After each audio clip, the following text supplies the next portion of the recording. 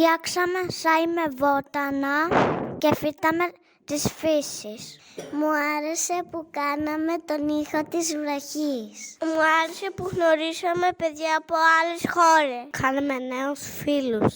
Γράψαμε παραμύθι. Το κάναμε όλοι μαζί και το ζωγραφίσαμε. Μου άρεσε που βάψαμε σκοινιά με πολλά υλικά. Πορτοκαλί και παντζάρι. Κρεμμύδι και κουρκουμά. Κόκκινο λάχανο και χόρτα. Μου άρεσε το ζωγραφίσαμε όλοι μαζί. Στον υπογειολιστή. Μαζέψαμε πολλά υλικά και κάναμε κατασκευές.